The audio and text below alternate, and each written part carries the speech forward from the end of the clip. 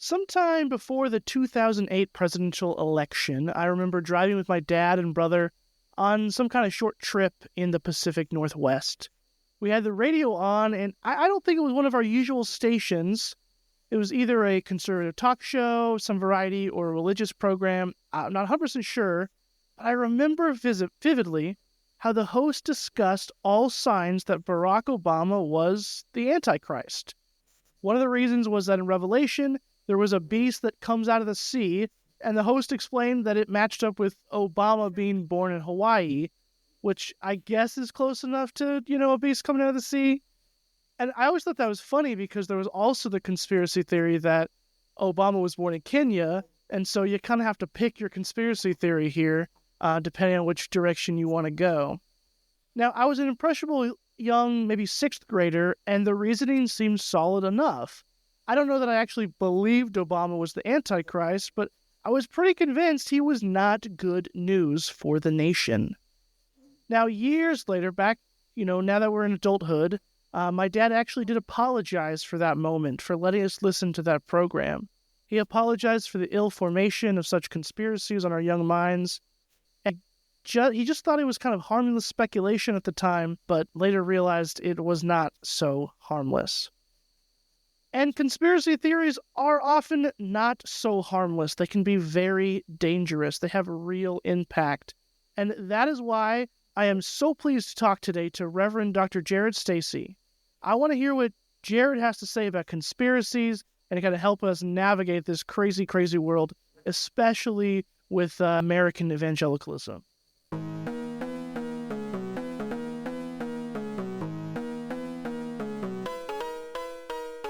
Welcome to Theology Meets World, hosted by me, Jake Doberenz. This podcast delves into the heart of real-life issues with theologians, ministers, activists, and writers who share their unique stories and insights.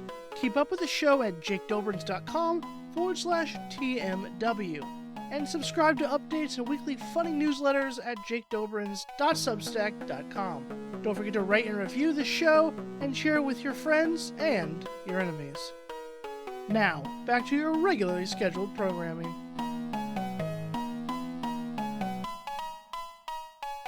Jared, thank you so much for being on. I'm really excited for this one. Thanks so much for having me, Jake. Good to be here. I like a good conspiracy, maybe too much, and we can talk about that later. But I was really pleased to come across you on Threads. Actually, there's a fun one. Yeah. Most of my guests, it's been Twitter or technically X, I guess. Yeah. But yeah, Threads has been proven fruitful now. That's right. So I might hang out there more. We'll see. Yeah, it's a little nicer actually, for sure. Well, let's just jump right in. Jared, you had a memorable experience after 9/11 when a missionary to the UK preached a sermon at your church. Mm-hmm. What did that missionary say, and why did it stick with you all these years later? What he preached was basically a conspiracy, right? That Muslims were going to invade and take over America if we didn't repent. I don't know why I remembered it at the time. There's a part of me that thinks that even as a kid, I mean, I was in, you said sixth grade. I was in sixth grade when 9/11 happened, that it just didn't sit right with me at the time. And I didn't have the words to articulate why. Now I could label it xenophobic and racist and all of those words, fear-mongering. But at the time, it was a very familiar sermon, in the sense that America was trending downward, was being threatened, and that it was up to good, faithful Christians to repent, for America collectively to repent, as a sort of way to stay off this impending judgment. Now, when you have the historical context, you can see that there was a huge wave of racist Islamophobia and xenophobia that just kind of swept across the United States. And this fits really well within that. Why it sticks with me, I think in some ways it's emblematic of so much of what I heard growing up. It's not like that was every sermon, but those were the really rough but really strong edges of the tradition I was in. So I was in fundamentalist evangelicalism, so that it was very geared towards the righteous few and the artificial purity that kind of comes with fundamentalist thinking. And I think it's just stuck with me because it represented a sermon that I heard a lot in a lot of different forms, but was very common growing up. And whether it was about being racist towards ethnic groups, or whether it was about anxiety about interpreting geopolitical events and how that fit with what's called biblical prophecy, it was very common and it was very normal. And I think in some ways, though, it sat with me as, is this really what we're supposed to be doing? Is this really how we're... So it just kind of sat with me like a pebble in my shoe. Well, yeah, I understand that background. I don't know that I was quite raised in super fundamentalism, but there's that notion of us first them. Everything's us first them. Right. And then what do you know? The them happens to often be people that don't look like us or act like us, have a different skin color than us. And, I don't know, there was a lot of explicit, like, oh, we're being racist or xenophobic, but right. couched in there. Couched. Sure. Right. It's always couched. Oy. Yeah, well, that's good that you're maybe a little smarter than me than I was at sixth grade. Well, I think probably what I've learned to say, Jake, is that there was just a sign of just unsettling, like the innocence in some ways. God gives that to children in ways that I think adults kind of learn to couch in and excuse.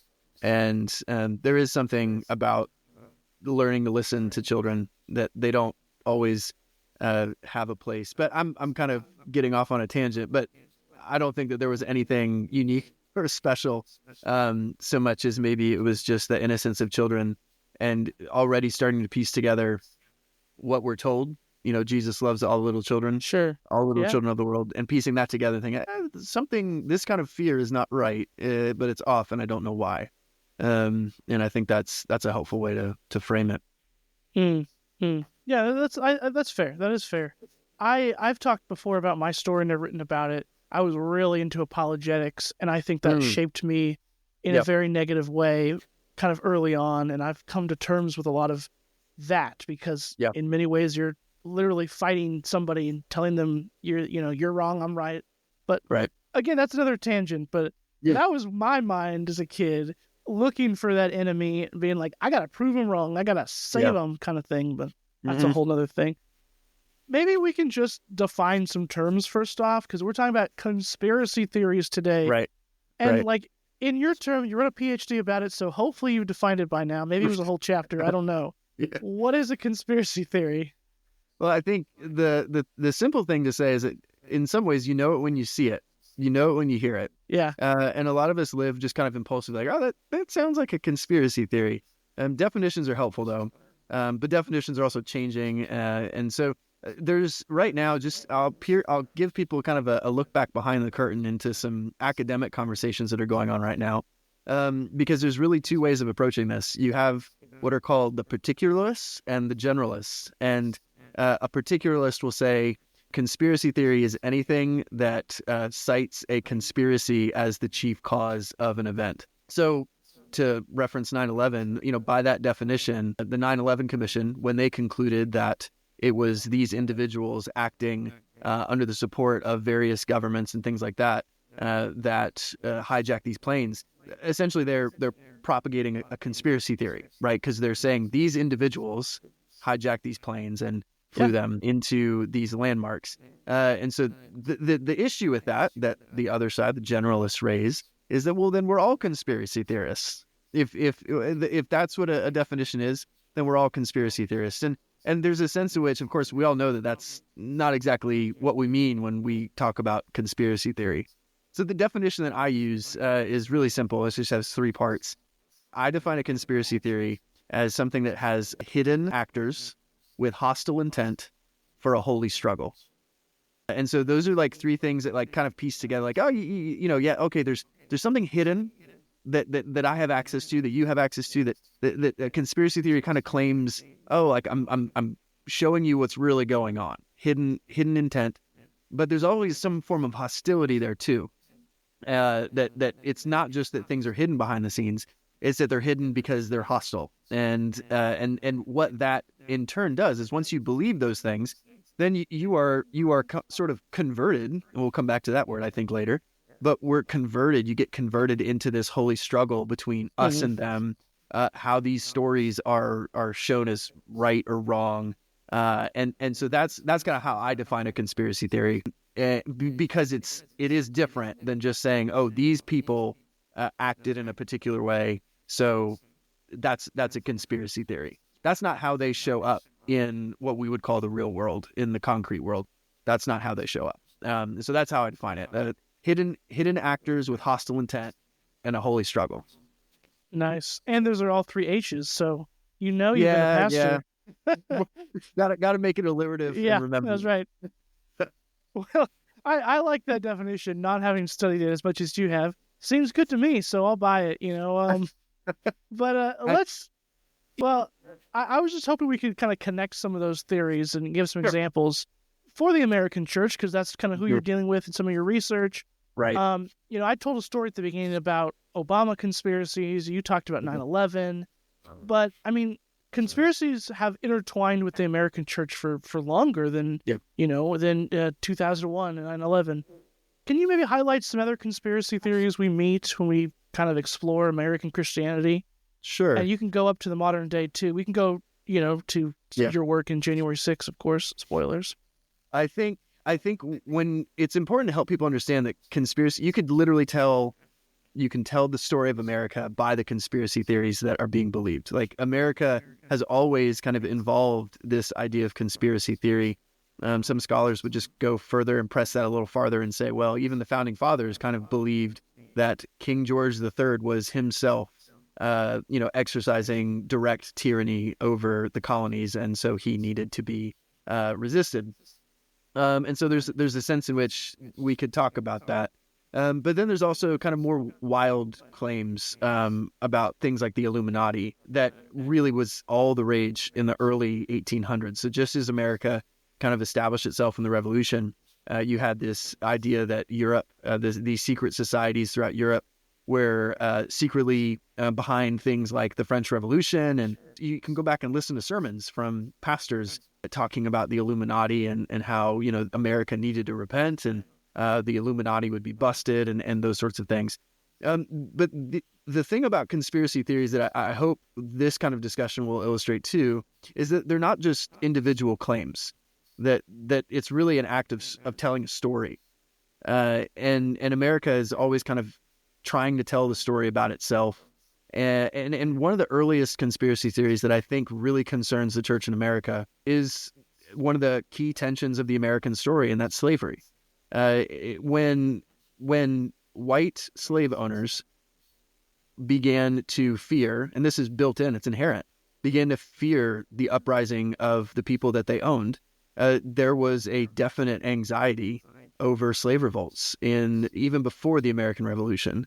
When you look at places like Haiti and places that actually experienced actual revolts from enslaved people, what you find in the early evangelicals is you find sermons that basically said, well, we're going to preach the gospel to enslaved people, which was at the time, people said, oh, you shouldn't preach the gospel because the gospel is going to liberate. It's going to give enslaved people a mind that they're going to turn against us. And so what early evangelicals like George Whitefield did was he said, I preach a gospel that is going to keep and make these people good slaves. And what you find even before the Revolution, Jake, is that the American evangelicals were preaching in such a way that kind of promoted the gospel, the Christian gospel, as a way to prevent slave revolts from happening. That they had to convince slave owners that the gospel would make good slaves. At the same time, they had to preach the gospel in such a way that it would prevent those enslaved people from fighting for their own liberty. And so that's almost the origin of American evangelicalism, and it is in that context and over the issue and question of slavery. And that's really, I think, if we're looking at the American church, like that's like the fundamental, the primary American evangelical conspiracy theory that kind of rests in our social, fabric is, the legacy of slavery and having control and fearing that this control is going to be taken away by the very people that we're enslaving and oppressing. I think that's the fundamental one, but it takes many forms. It goes into the Jim Crow era and the civil rights era as well. But then we get to start to talk about, though, other elements, other dimensions. You also have communists. You have anti-Semitic conspiracy theories. Those are really popular. So you could just tell the entire anxiety of white anxiety over slavery and Jim Crow. And that's where we get our policing system. That's where so many things developed. And the church is, especially white Christians, are just always enmeshed in that kind of intertwined with kind of doing and making theologies to stop that. But there's also domestic subversion. And when World War I happens and immigration really starts to tick up, then you have evangelicals like Billy Sunday, who preached against immigration and said something that actually sounds remarkably similar to what we're hearing from some evangelicals today. He said that they call America the melting pot, but it's up to us to push off the slag off top and send it into hell. He was really advocating for this idea that America was a white nation, it was a white Christian nation, and that anyone who didn't integrate into that whiteness was essentially not just a threat to America, but it was also an apostate from Christianity. It was one and the same. So the conspiracy theories that have like just been in the air and been in the water, they haven't always emerged from Christianity in America, but they've certainly been referred to this telling of the Christian story. So theology has been impacted by our social anxieties, our social orders that we've constructed, and conspiracy theories are a way to kind of maintain that in real time of like, hey, this is how we need to protect order. These are the people who threaten that order. And so it's not just fear of the unknown. Sometimes it's inscribing what we fear right in front of us, and forcing theology to kind of justify that fear and that anxiety and kind of get rid of it. So I don't need to talk about where we're at now, though. I'm sure a lot of your listeners know. But we have conspiracies about the deep state. We have conspiracies related to health and wellness and medicine. And there's a lot of institutional distrust. And I don't want to, we can get into this in a minute, but I don't want to downplay like proper suspicion and institutional distrust. In some ways, some of that is warranted. And I don't want to naively just ask people and invite people to blindly trust. But when it goes back to where we're at when talking about conspiracy theories, a lot of the time that we're giving free rein to suspicion. And there's a difference between like properly curating our suspicion and basically giving it free rein. And I think that there's a theological problem there, but maybe we'll get into that in a little minute. But hopefully that's a very quick and somewhat elongated survey of the kind of dimensions of conspiracy theory across American history. It's a very, unfortunately and tragically, very rich field to look at. And there's a lot of human costs, I think, in that. It's not just an intellectual exercise. There's a lot of human cost when you start delving into this more. That is a fascinating kind of look at Christian history and more recent history that well, makes you think. And there's a lot I have to ponder about that. But I mean, even beyond the American church, I think of how many times in history, there's been the heretics, and a lot of some of our best and sometimes ickiest theology comes from dealing with those heretics, and and I don't know. Anyway, I got a lot of thoughts about that, but there's so much more to cover, and I want to get into all that goodness. So I recently listened to a podcast, as 95% of my conversations usually start with, a line like that. But it was mentioned that, religion and cults are some kind of blurred. Like, you kind of know what's a cult. You kind of just feel it out. But it was talking about how, like, both are following somebody kind of blindly, Right. And going to maybe some extremes sometimes for a person. We do that with Jesus, somebody else does that with Jim Jones or whatever. Like, Yep. and I kind of sometimes feel like maybe conspiracies and faith are similarly just intertwined and Yeah. on that's kind of similar footing. So, I mean, how do conspiracy theories both sort of mimic and overlap with Christian beliefs? Can you help us kind of pick that Sure. I apart? mean, just to kind of give people a specific example of what this looks like, when you look at QAnon, and you read not just kind of takes about it, but when you read the actual messages, like I have, and you've kind of delved into Q's particular way of talking and framing, and this is something that also like that followers of Q kind of are deeply enmeshed in. QAnon is basically a mimic of the biblical canon. Like all of Q's messages, it invites people into a very much a religious faith. And it's a faith that kind of rests in the prophecies or the conspiracies. That you could almost use those words interchangeably, and even just in a more and even in a more very popular common sense, not even just QAnon. But when we talk about being red pilled, and we talk about the Matrix scene where Neo is given this choice between the red pill or the blue pill, right? You can go back to the way things were, Neo, and you won't know what's really going on, or you take this red pill, there's no going back. That is mimicking kind of the idea of conversion, right? So Romans 12 talks about, being transformed by the renewal of our mind. And there's this kernel of Christian faith, of who Jesus is, that let's admit it rests on a completely incredulous, implausible event that a Jewish itinerant peasant who was a rabbi was executed by. But this is the Son of God. This is how God was making things right with the world. When Q comes and says, like, hey, like, this is what is going on behind closed doors in the U.S. government. Well, for many Christians, and this is a secular criticism, and that I cede. I say, yeah, like if you're going to say, well, of course Christians believe these conspiracies, look at what they confess. I'm kind of sitting here saying, yeah, we have to own that. The church has Yeah, to own sure. it. And on the flip end, it's not enough for the church to simply say, we believe in Jesus. So once you kind of check that box, then you're automatically given access into what's true and what's false. That's not how this works. Following Jesus, confessing Jesus doesn't give Christians the power to see behind closed doors. And so there's an overlap. There's also a mimicry, like QAnon mimics evangelical Christianity in America. A lot of what Q puts out and Q followers put out, talking about this third great awakening, that's an evangelical idea of a revival. So I think a lot of people find themselves enmeshed in Q really because Q mimics a lot of the phrases, slogans, and framing that evangelical Christianity in America over 300 years, white evangelical Christianity, has really made much of. And so people become enmeshed in conspiratorial thinking, actually believing that they're just being good Christians.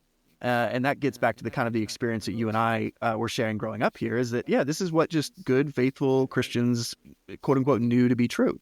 And this has always been the case, unfortunately, in white evangelical Christianity in America. Jerry Falwell famously sold a conspiracy documentary about the Clinton family in the early 90s. And when he was pressed on it, the way he defended it was really telling. He goes, people who know the truth will be able to tell it, and that's me paraphrasing him, but he says, like, people who know the truth will be able to figure out whether or not this is true. And so there's always been this drive and this association in America between Christianity and conspiracy. And yeah, there's a lot of mimicry. There's a lot of capitalizing on conspiracy as kind of the cutting edge of what Christians believe is going on around us. It's just a really poor way to narrate the world around us, but that's how it happens. And so it mimics it, it overlaps with it. And I'm over here basically making the argument that it doesn't have to be inherent to Christian faith to believe conspiracy theory. It's not irrational in that sense. But we have to be careful in saying that we don't automatically then make Christian faith trying to seek out, rational proof for faith either. And that's a lot of what apologetics does, is it tries to prove faith in a way that it can't be proven. And so at the end of the day, Jake, we are finding ourselves in a very attention-filled space because we're having to say the claims of Christianity are confessed. They are not rationally provable. And so we have to take double the effort to practice epistemic humility, right? Humility in what we know begins with actually telling ourselves what we can't know and what we don't. And so if Christians confess that this story of God, beginning with Israel, culminating in Jesus, and now continuing, if that's what we confess, there's a whole lot that we have to be upfront about and saying that we don't know and we can't say. And so one of my supervisors, Brian Brock, said it really well, very shortly and succinctly, that the only thing that the church knows that the world doesn't is who sustains it. And I think that kind of statement right there is very fruitful and generative for kind of demarcating, kind of splitting this association up and saying, no, it doesn't have to be one and the same, though it often has been. Wow, yeah. I think that is a fair look at the faith that we confess, which we know is foolishness to the world. 1 Corinthians says that right in the first chapter there. And I already mentioned my relationship with apologetics. And I have a different view. I don't know that I'm anti that, but I have a different view of that now. So I resonate deeply with that. And but it also dovetails, segues, whatever, transitions right into the next question that I want to ask, because I want to keep the show practical, and we've already gotten practical, of course. I really want to give audience something to take away. Yeah. I'm hoping you can touch on just how information warfare impacts the church, and then how we can kind of be aware of the war and act responsibly within this, knowing we have all this information coming at us a bajillion miles an hour. Yeah, let me define that term real quick. So information warfare, it comes from the security environment. It comes from the military. It's a new front. So traditional warfare is always kind of inhabited physical space. You wage war with spear, and the idea of gladiator, right? And then soon with the invention of the airplane, and then you have air to ground, and now we have space. Well, now we have cyberspace. And so talking about information warfare is really just talking about the world we live in, talking about how information forms us, how we interface with it, and all those sorts of things. As a pastor, I felt a lot of pressure, a lot of tension to be a disinformation analyst, right? And the idea that there's so much information coming across people's screens, we can't fact check this stuff enough, and it's really a losing battle. So when I talk about information warfare impacting the church, really what I mean is, how does the church understand the time that it lives in? How do we come to an understanding of where we are, or when we are? To use James K.A. Smith's way of looking at things, we have to be able to understand what our time calls for, and this is challenging because in evangelicalism, so much of the end times biblical prophecy stuff has kind of said that, but in a really disoriented way, right? That being able to follow Jesus in a moment should be able, on the one hand, to have our Bible open with one hand and the news on the other. And that we should be invested in our world. But so often what's happened is that looking at the newspaper has become kind of a cipher for what we emphasize in the text, and not the other way around. The idea of Obama, being Leviathan coming out of the sea is a really good example. That's very arbitrary. Who gets to decide whether or not that's right or wrong? And so, not to go down a huge tangent, but we're really asking, what is biblical prophecy? How does that work? Yeah. And so I'm not going to go that direction. But what I want to emphasize here with information warfare is a couple of things. The first thing being is that our engagement with our phones and with our screens is not neutral. And that goes from the design of social media, which other people have written about that. But I think it would shock people to realize just how invested foreign governments are, our own government is, in controlling the flow of information, in emphasizing certain bits of information. And some of your listeners might be saying, well, this guy sounds like a conspiracy theorist now. What's going on? But really, it's my way of saying where conspiracy theories fail is they're actually too simplistic. They're too simplistic. They're too caricatures. And so if we were writing a book about this, we might call it, instead of Jesus and John Wayne, we might call it Jesus and Jack Bauer, right? That Jack Bauer, that whole intelligence idea, that's not how this works. But what happens is, in her book, Amy Zegart has an excellent kind of book that kind of overlays what Americans think about the intelligence community and what it might actually be in reality. But there's a disproportionate emphasis on figures like Jack Bauer, on figures like Jason Bourne, in how we think about the world around us. And so this kind of comes down to the point I want to make is that, yes, our interface with screens is not neutral. The new front of information warfare, like the United States, we are all kind of subject to these campaigns between nation states and geopolitics to combating for our attention. It's all incredibly, incredibly complex. And I don't say that to spark anxiety or fear. I say that to spark this point, which is this. What story are we telling? What story are we hearing? And that's the question that I think the church, in the midst of information warfare, needs to be focused on.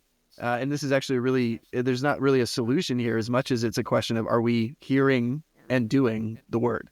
That was James in the book of James. That's his kind of hearing and doing. It's those things together. Well, in a world like ours where nation states vie for power, where presidential campaigns are being accused of using AI, and where the advancements of AI are having us really ask this really basic question of what is reality? Okay.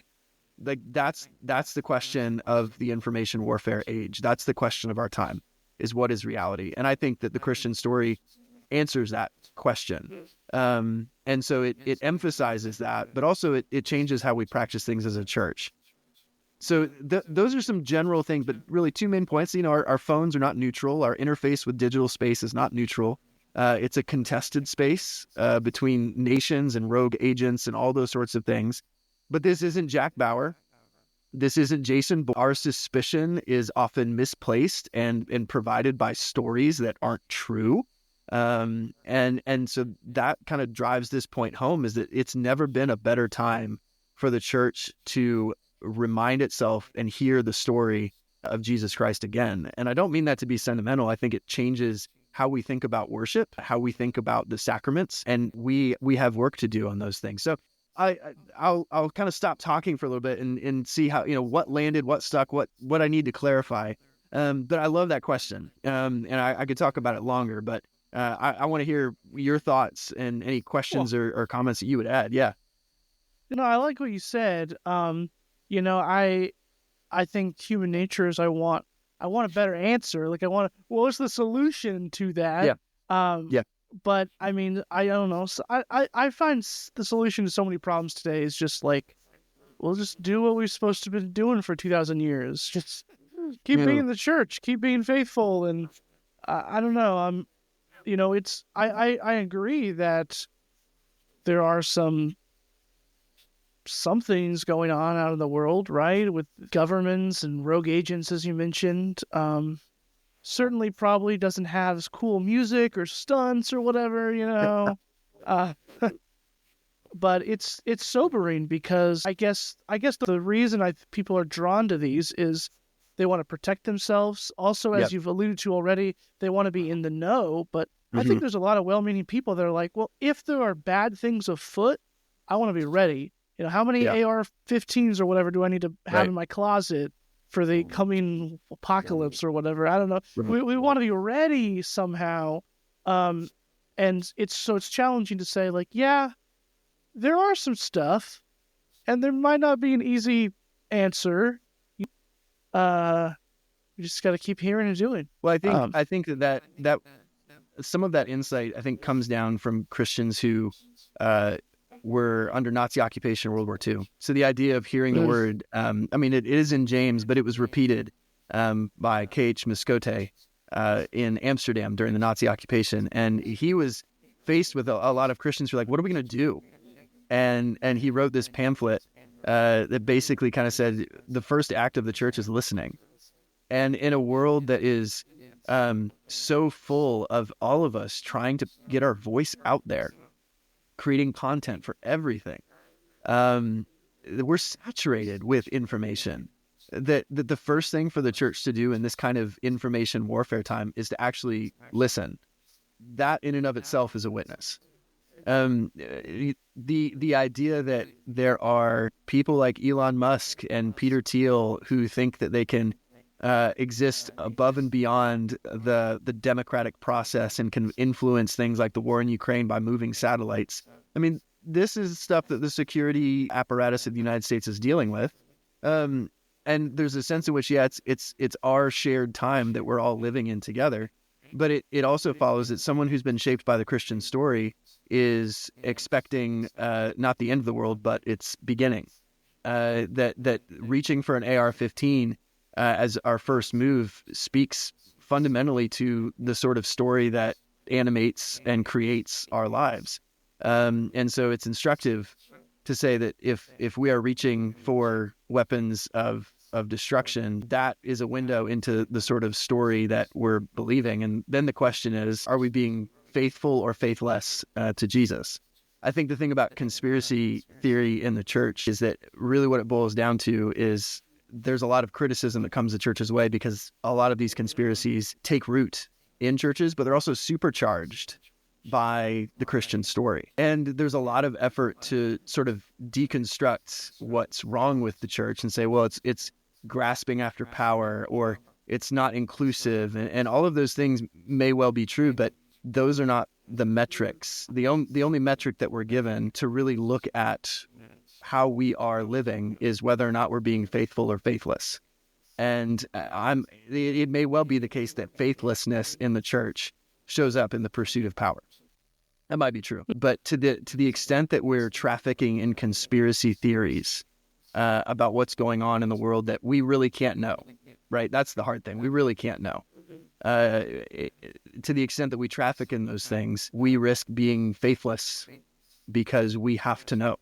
That we can't rest in what we don't know. And there's an extent that, like, when does the desire for knowledge, the desire to know, which comes, like you mentioned, from a desire to feel secure, from a desire to be comfortable, from a desire to know before our quote unquote enemies and exercise power over them. I'm not interested in critiquing the church only for like pursuing power. I'm interested in answering the question of, are we really being faithful or faithless in our time? And I think that's what asking after conspiracy theories is an attempt to do. Not just to lay the question of power at the foot of the church, but really to lay the question of, are we being faithful, or have we been faithless in adding these sorts of things to the gospel?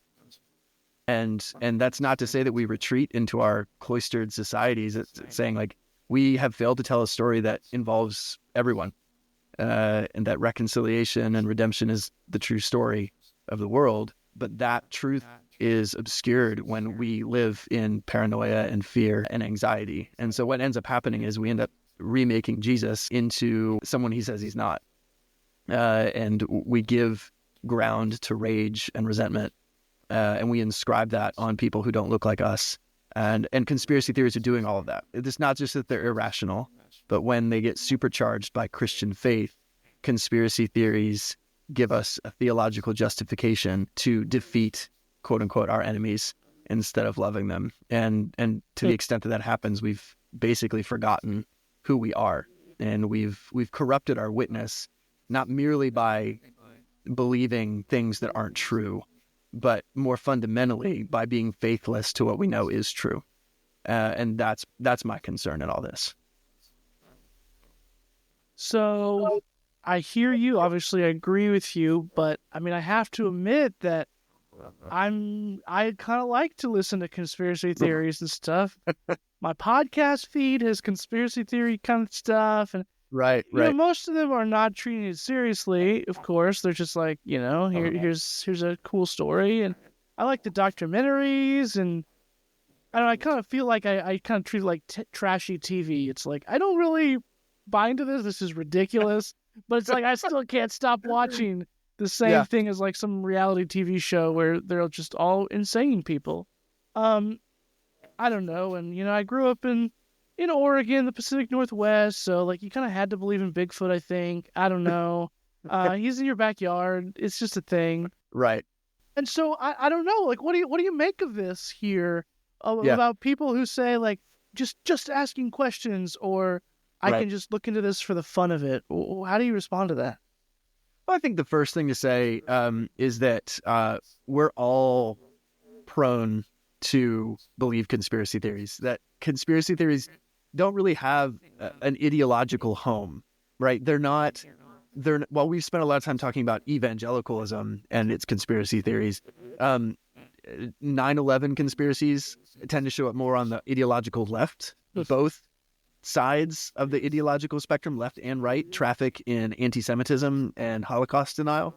But conspiracy theories is not an ideological thing. It manifests differently on the ideological spectrum, but conspiracy theories proliferate in just the modern era. Like, it's just, we believe deeply in the power of individuals, of people to shape our environment. And so when chaotic things happen, we tend to lean towards explanations that place the greatest amount of agency in the hands of human beings. It's why Donald Trump didn't just get an assassination attempt on his life. It's why Joe Biden seemingly ordered that, right? Like, it wasn't enough for people to say that it was rigged. They had to lay it at the foot of Joe Biden's feet. And so that'd be the first thing I'd say, is that in many ways, because we kind of live in ideologies like a home, like no one ever sat you down, no one ever sat me down and said, what ideology are you going to subscribe to today, Jared? Like, no one did that. But we're all deeply modern people. And we articulate that in our world in these particular ways. So that's the first thing I'd say, is that none of us are exempt. None of us get to be exempt from believing in conspiracy or buying it. And so the question that kind of comes with that is, as we're interfacing with media and information, we have to understand that we're always telling a story. We're always trying to construct a story and construct meaning. And that's why the church is actually essential to this, is because the church is where we receive the story and this identity of who Jesus is and the community that he's building. But what happens is, oftentimes people have already kind of received their identity, they've already been constituted in different communities out in the world through whatever media we listen to. And so they come in the church, and that's really never provoked. It's really never unsettled. Now, this was a lighthearted question. Like, is it okay to dabble in this stuff? And so I would say two things to that. Number one, entertainment is formative. And I would hesitate to ever say that we could do this without thinking that it was somehow forming us in one way or the other. But then there's also like natural curiosity. I think that like practicing epistemic humility, of being willing to say, like, I don't really know. I don't think we say that enough. We penalize saying that. We always want to be in the know. But the reality is that there's a lot that we don't know. And so, like, animal conspiracies are interesting. I mean, I was in Scotland. The University of Aberdeen just this week put down a 3D holographic sonar radar device into Loch Ness, because they're like, we don't know what's down there. Okay, well, Yeah.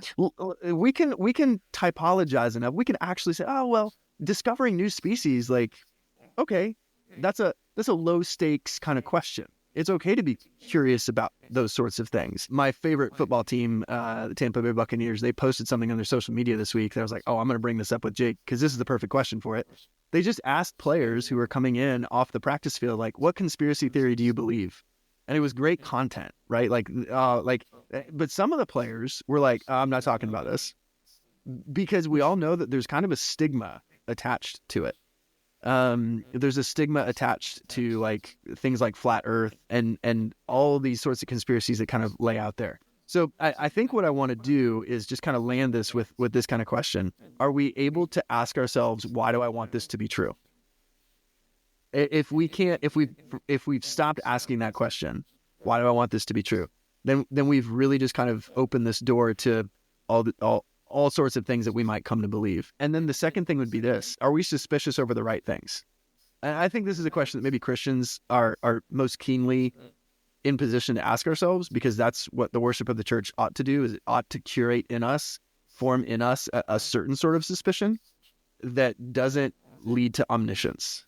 That's where I think we just need to be really careful, is that there's a lot of things that we can maybe think about and think through, and things that we can't know. But it's one of those things where the suspicion that comes to us from the telling of the Christian story, we have to be able to curate that. So I don't know if I'm really giving you the fun answer that you wanted. I don't want to simply just leave listeners, I think, with the impression that our history and our watch list on our phone is somehow neutral. I think it is forming us. Sure. And there's always this ground for like intellectual expertise and things like that. But your listeners would probably be right to counter, well, sometimes though, that's the greatest shroud for these sorts of things. And history kind of can prove that at various points where secrecy and these things do happen. And so I think the best place for the church to kind of operate is from this position of epistemic humility, of being quick to say, like, we don't know, but we have to do that in a way that kind of retains the kind of scandal of being Christian. And the second thing would be kind of like, we have to stop using the word crazy. We have to stop pathologizing this. And I think that pushes people deeper into these things. We haven't really talked about the relational cost of this, but I think this is a good place than any to do that, is that there is a relational cost to buying into conspiratorial thinking. And there's always a line between suspicion and fear. And so I think to sort of land this in a really concrete place, Jake, I mean, I think we all have these questions that most likely will remain unanswered. We all have suspicions. I think it's really crucial that we are curating the sort of Christian suspicion, and that means contending with our own suspicions that have been curated from other places and other stories. And so long as we're open about that and honest about that, I think that's a great path and step forward. Because here's where it changes things to make it incredibly practical. We all have relationships that have been impacted by conspiracy theories, and there's a lot of loss, there's a lot of pain, there's a lot of difficulty in even continuing these relationships. So I think the first thing that we can do as a matter of healing and as a matter of stepping into these spaces again is to do the work for ourselves on ourselves, is saying like, okay, what am I suspicious of? How do we model that in front of others in a way of saying like, I have no business asking someone else, why do you want that to be true, if I haven't asked myself that question, if I haven't been willing to ask myself, what am I suspicious of? And there's a great book out that just came out called The Quiet Damage. And it looks at 5 families who have been radically altered and fractured by conspiracy, and particularly by QAnon. And I think that is the level where most of this actually lives. It's not at the rational level. It's not at the level of finding good facts. It's at the level of broken families, broken relationships.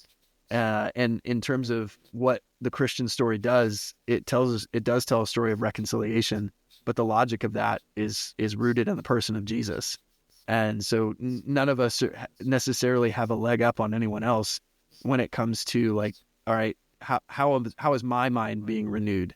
And so I think modeling that and bringing that in to our relationships with others, there's no quick fix to this. There's no like easy answer. There's no technique that I've discovered, that anyone's discovered, that we can give. And so that there's a lot there to that question, but I'll land it there. The cost of this is high, and people feel it in their personal relationships too. Well, I think that's a good place to begin in the episode, because we've landed the plane now. So, as we're out in the aisle, stretching, that kind of thing, I want to close with a final question that we ask all the guests. I have a theory about what you're going to say, because you might have mentioned humility several times, but you can answer this however you want. Before we end, leave the audience with just one practical action they can do right now to live their faith fully for Jesus. What challenge do you offer our listeners to put into practice this week? Pray the Lord's Prayer. That would be my encouragement. That pray the Lord's Prayer every day, and watch that change your perspective. And it's not of that. God God works in that. And Yeah.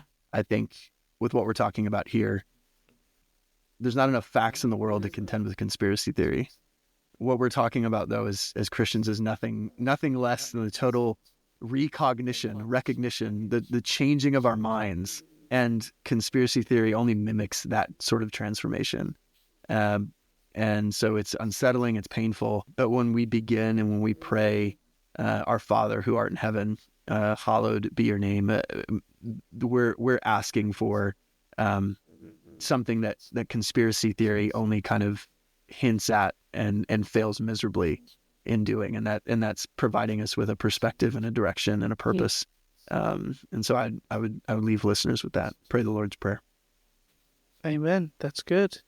Yeah, that does change our perspective, certainly. Well, Jared, Stacy, thank you so much for coming on. It's been great having you. You've been featured on some cool platforms, Time, NPR, BBC, Christian Today. So might link to some of those cool places you've been featured. You can be found on X at Jared Stacy, Instagram and Threads, Jared M. Stacy. Gotta remember the M for that one. And then you got a cool Substack as well. And so, and at Jared Stacy. So let's for sure everybody check out those things, because I know you're curious about more, because we've scratched the surface. It does feel that way. Like a good conspiracy, we could go so much deeper. I don't know. Yeah, sure. We'll go with that. Rabbit hole's deep. Yeah. And so, for sure, check out all his stuff. But Jared, thank you for this. This has been an enlightening conversation, and thanks for having me. I've enjoyed it for sure. Absolutely. And we might have to have you back again too, because there's more to talk about. There's a lot we didn't get to. We might have to have a round two, but we'll see what the future brings. Sounds good. Thank you. Everybody else, for everybody else out there, thank you for listening to Theology Meets World. You know the drill by now. Review, rate, share with your craziest conspiracy uncle on the left or on the right, whoever it might be. Share this episode out, and let's love Jesus better. And as Jared said, pray that Lord's Prayer for sure. So thanks, everybody.